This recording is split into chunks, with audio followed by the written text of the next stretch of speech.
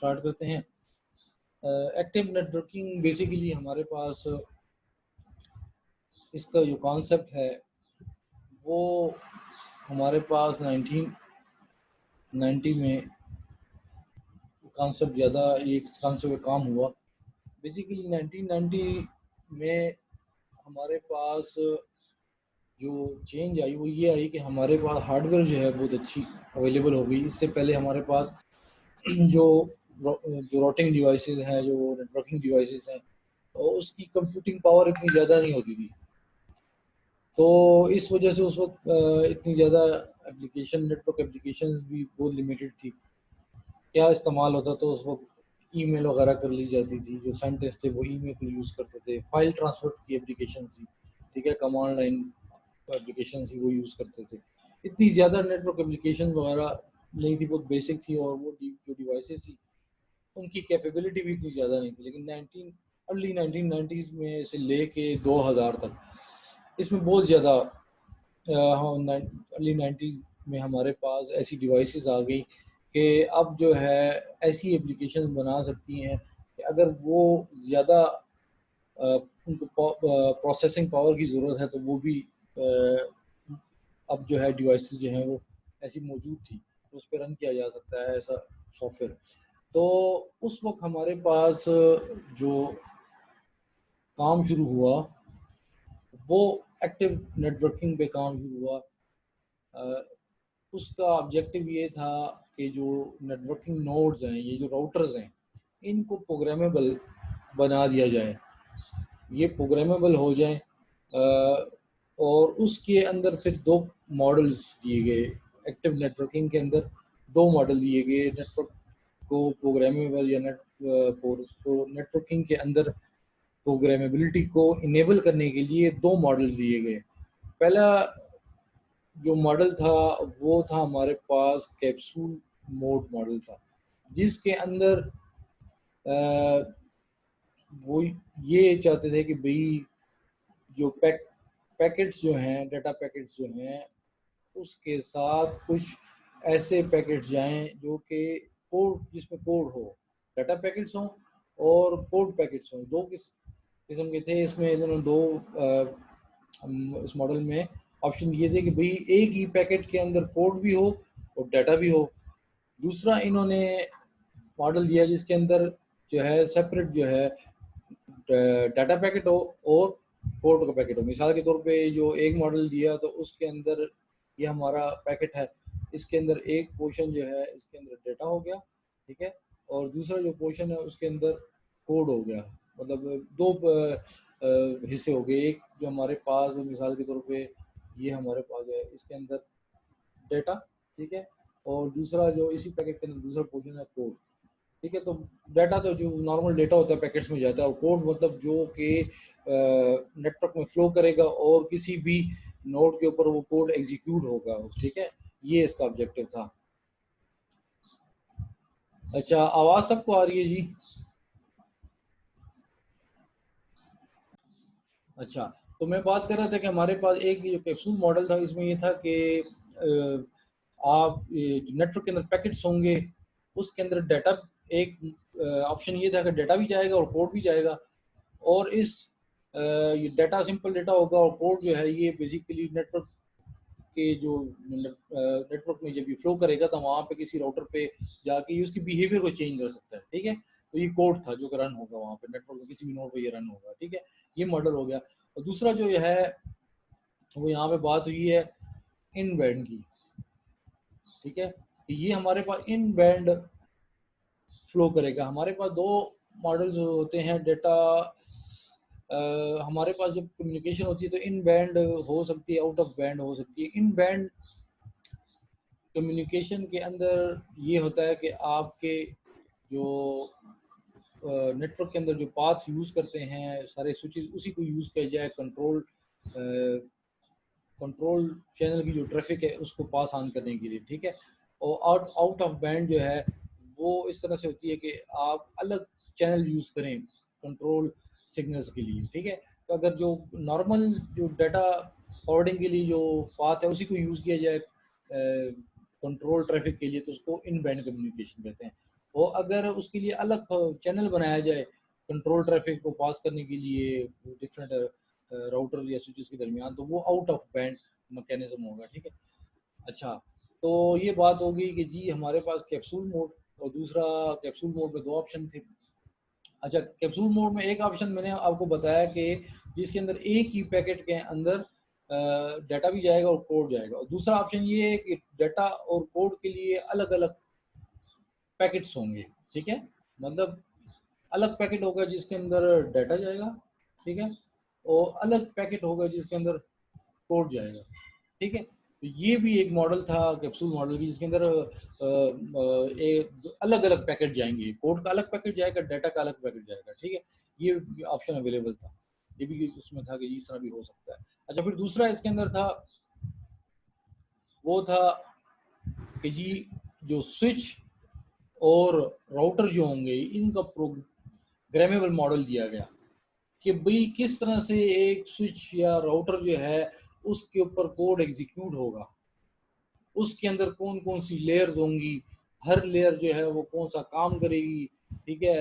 वो सारा model propose किया गया एक्टिव नेटवर्किंग के अंदर कि अगर नेटवर्क के अंदर कोई प्रोग्रामेबल राउटर है एक्टिव नेटवर्क के अंदर, तो वो किस तरह से उसके अंदर कोड एग्जीक्यूट होगा और कौन कौन सी लेयर्स होंगी, ये सारी बातें उसमें जी बताई गई, ठीक है।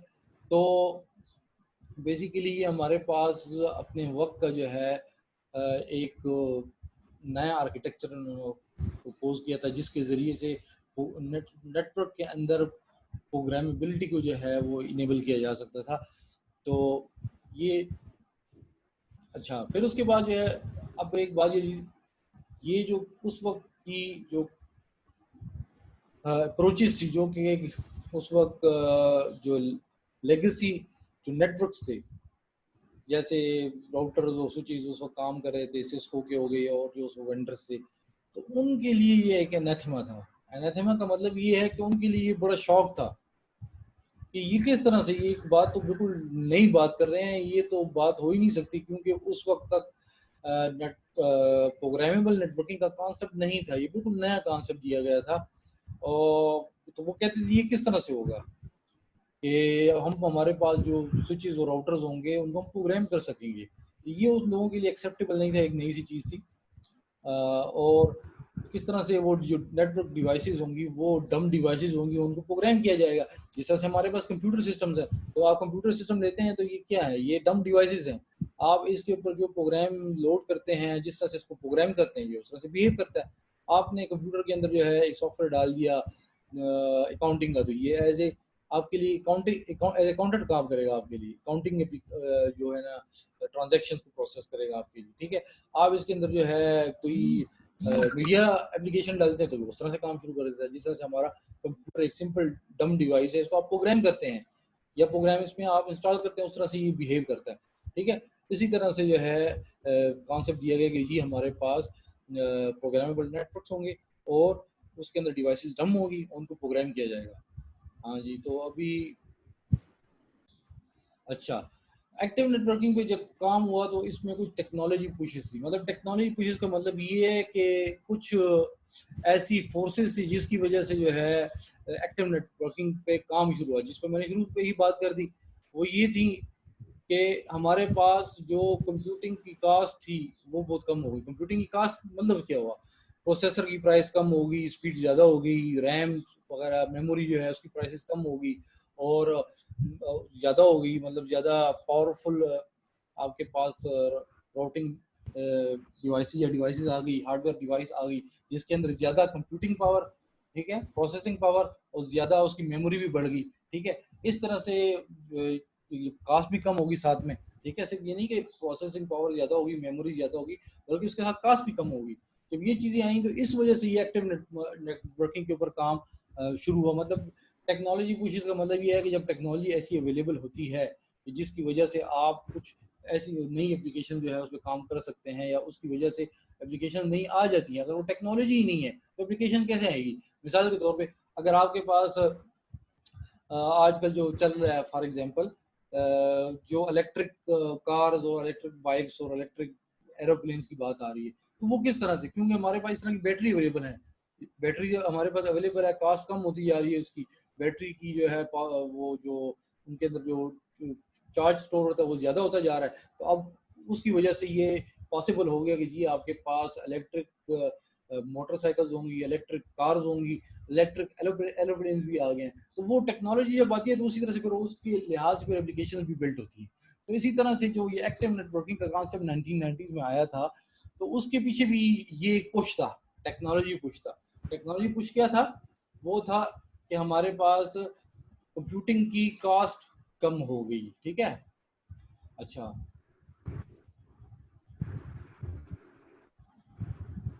दूसरा फिर हमारे पास इससे फिर ये हुआ कि अब जो है कुछ कंप्यूटिंग पावर जो है वो इंक्रीज किया जा सकता है। नेटवर्किंग जो इक्विपमेंट है, राउटर्स हैं, स्विचेस हैं, तो अब उनकी अंदर कंप्यूटिंग पावर जब ज़्यादा होगा, उनके अंदर प्रोसेसिंग पावर ज़्यादा होगा, तो हम उस लिहाज से फिर उसके ऊपर एप्लीकेशन भी रन कर सकते हैं, ठीक है। अगर एप्लीकेशन उनकी पावर, प्रोसेसिंग पावर ज़्यादा हो गई है, तो अब हम उसके ऊपर और कॉम्प्लेक्स एप्लीकेशन भी रन कर सकते हैं। नेटवर्क जो राउटर्स हैं या स्विचेस हैं, ठीक है, उसके ऊपर और कॉम्प्लेक्स एप्लीकेशन भी रन हो सकती हैं। अच्छा, फिर हमारे पास जो उसके एक और पुश था, वो था उस वक्त हमारे पास जावा जावा जो है, जावा प्रोग्रामिंग लैंग्वेज आई थी, और उसकी वजह से क्योंकि जावा जो ज़्यादा पॉपुलैरिटी उसकी थी, वो उसकी portability, code execution, safety code execution उसका होता था, सिक्योरिटी भी उसकी अच्छी थी, ठीक है, पोर्टेबिलिटी भी थी। तो इस वजह से ये भी एक टेक्नोलॉजी पूछता कि इसको इस्तेमाल करके ऐसी एप्लीकेशन बनाई जा सकती हैं कि जो डिफरेंट राउटर और स्विचेस पर रन हो और सेफली रन हो, ठीक है, और डिफरेंट प्लेटफॉर्म पे भी रन हो सकती थी।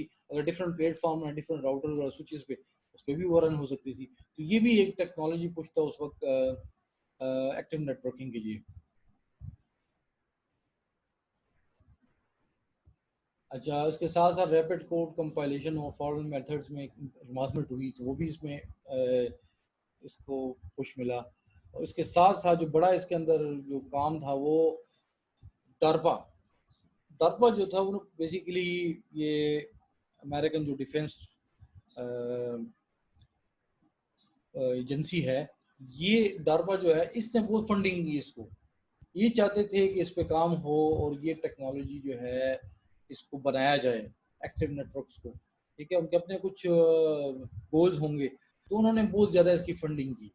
इसकी वजह से भी एक्टिव नेटवर्किंग को उस वक्त बहुत ज़्यादा पुश मिला कि बहुत ज़्यादा जो डार्पा था उन्होंने बहुत ज़्यादा इसको, इस पे फंडिंग की, बहुत सारे प्रोजेक्ट्स इनिशिएट किए, जिसकी वजह से इसके ऊपर बहुत ज़्यादा काम शुरू हुआ। अच्छा, दूसरा जो पहले हमने टेक्नोलॉजी पुश की बात की हमने, और यूजफुल्स, इसका मतलब ये है कि कौन सी ऐसे उस वक्त यूज केसेस थे, कौन सी उस वक्त एप्लीकेशन थी जो कि इस टेक्नोलॉजी को, इस एक्टिव नेटवर्किंग जो मैकेनिज्म है इसको इस्तेमाल करके जो है ना बहुत सारे लोगों के मसाइल हल किए जा सकते थे। कौन कौन कौन इसको इस्तेमाल कर सकता था? वेंडर्स हो गए, ठीक है, नेटवर्क ऑपरेटर्स हो गए जैसे पीटीसीएल हो गया, या और बड़े बड़े डेटा सेंटर, गूगल हो गया, या इस तरह भी आजकल जो हैं, ठीक है। तो नेटवर्क ऑपरेटर्स हो गए या एंड यूजर्स की लिहाज से, या नेटवर्क ऑपरेटर जो कि बड़े बड़े नेटवर्क को मेंटेन करते हैं उसके लिहाज से क्या यूज केसेस थे।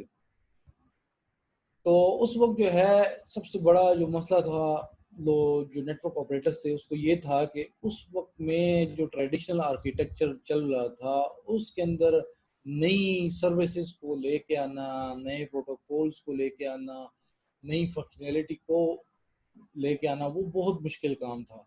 तो इस वजह से उस वक्त जो इसका इस्तेमाल हो सकता था वो ये था कि इसके ज़रिए से नई फंक्शनैलिटी नेटवर्किंग के अंदर आसानी से बिल्ड कर की जा सकेगी, ठीक है। और ऑलरेडी जो उस वक्त जो प्रोटोकॉल्स बन चुके थे और उनकी हज़ारों की तादाद में आरएफसी थी, बहुत कॉम्प्लेक्स हो गया था सारा जो आर्किटेक्चर था नेटवर्किंग का। तो वो दूसरा स्लो भी था। नेटवर्किंग जो ट्रेडिशनल नेटवर्किंग है उसके अंदर चेंज करना जो है वो उसमें बहुत टाइम, बहुत मुश्किल, वो लंबा प्रोसेस था और बहुत टाइम कंज्यूमिंग था। उस वक्त ये इसके यूज केसेस है कि जब नेटवर्किंग आएगी तो उससे ये मसाइल जो हैं वो हल हो जाएंगे।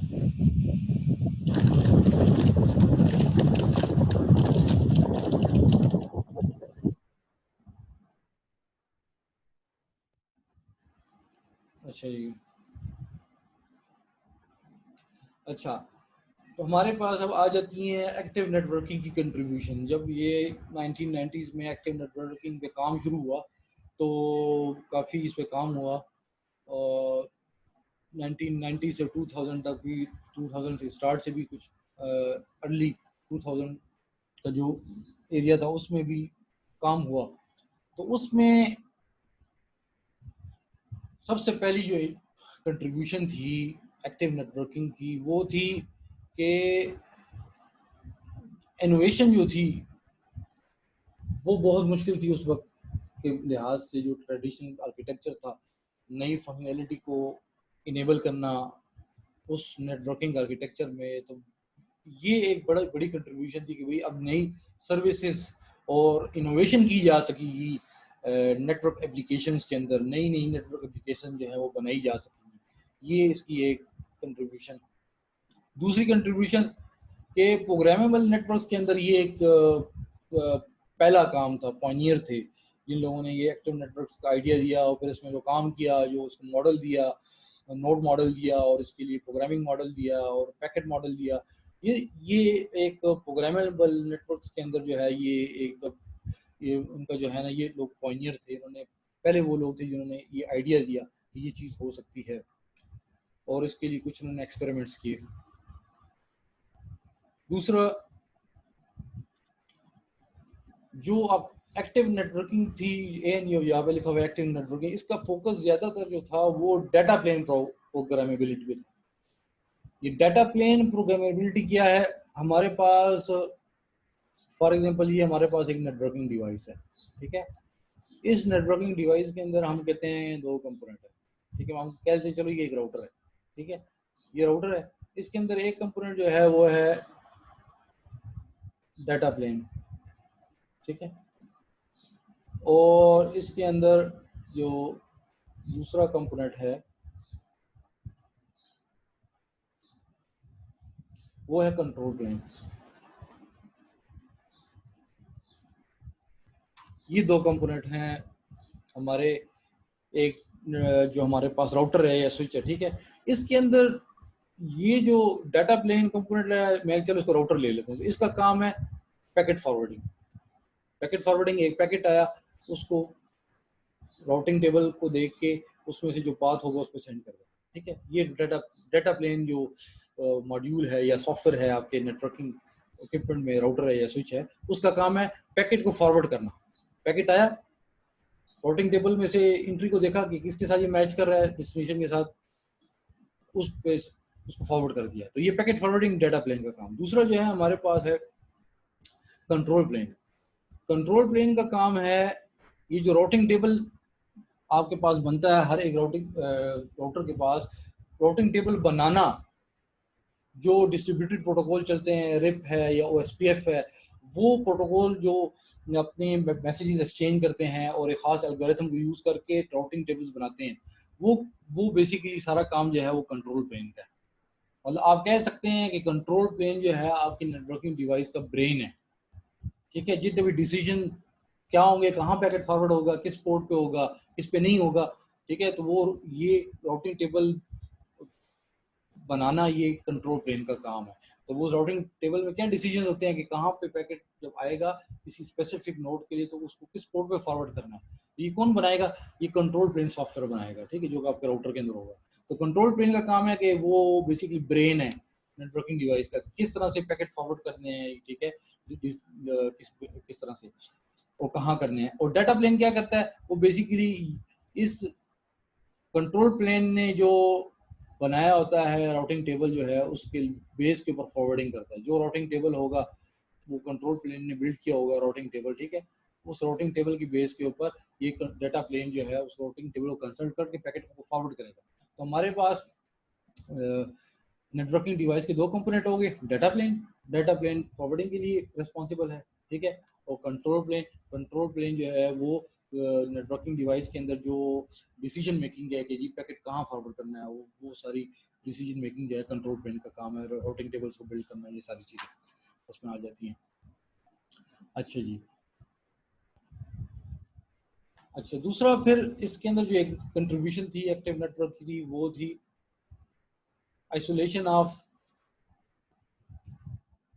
Experimental traffic from normal traffic. ये कॉन्सेप्ट भी उसमें दिया गया कि हम किस तरह से अपने एक नेटवर्क हमारा है तो उसके अंदर एक हमारी नॉर्मल ट्रैफिक चल रही है, उसके अंदर हम कुछ एक्सपेरिमेंटल ट्रैफिक भी उसके अंदर हम भेज सकते हैं। अब आपका जो ट्रेडिशनल नेटवर्क है इसके अंदर आप कोई एक्सपेरिमेंट नहीं कर सकते। करंटली जो आपका ट्रेडिशनल नेटवर्क है, लेगेसी नेटवर्क, उसके अंदर आप कोई एक्सपेरिमेंट नहीं कर सकते।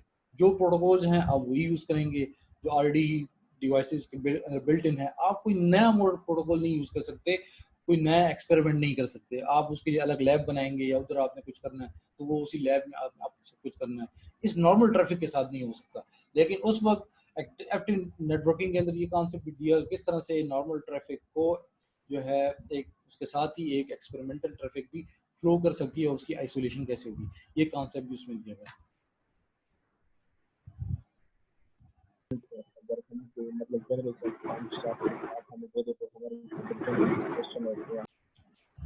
लेकिन एक्टिव नेटवर्किंग को अडॉप्ट क्यों नहीं किया गया? अभी आपके पास करंटली एक्टिव नेटवर्किंग जो है इस पर कोई काम नहीं हो रहा, ठीक है, और ये टेक्नोलॉजी जो है ये आप कह देंगे ऑब्सोलीट हो चुकी है। इस पे शुरू में जो काम हुआ था कुछ अरसा 10-15 साल, उसके बाद ये आगे नहीं चल सकी, ठीक है। तो क्यों, इसकी क्या वजूहत थी? सबसे पहली बात कि इसके ऊपर काम तो शुरू हुआ, इसमें बहुत ज़्यादा, जैसे मैंने बताया कि इसमें जो रोल था वो डारपा का था, उन्होंने बहुत सारी फंडिंग की, लेकिन कोई इस वक्त ऐसी कोई प्रॉब्लम ऐसी नहीं थी जिसको सॉल्व करने के लिए इसको इस पे काम किया जाता हो। ये उस प्रॉब्लम बहुत सारे जो यूजर्स थे इसके, नेटवर्क ऑपरेटर्स थे या और लोग थे जिनको अशद ज़रूरत थी एक्टिव नेटवर्किंग की। इस तरह का इशू नहीं था, काम चल रहा था, ठीक है। कुछ ज़रूरत थी कि वही इनोवेशन हो जाए, नेटवर्क के अंदर हम नई एप्लीकेशन बना सकें, हम नई सर्विसेज स्पीडी जो है वो हम उसके अंदर लेके आ सके, ये चीज़ें थी। लेकिन स्टिल जो है इसके लिए कोई इस तरह से प्रॉब्लम नहीं थी कि जो इस पे जो रिसर्चर्स काम करते हैं कंटिन्यूसली और इसको कंटिन्यू रखते। इस वजह से भी इसको इतना ज़्यादा अडॉप्ट नहीं किया गया एक्टिव नेटवर्किंग, ठीक है।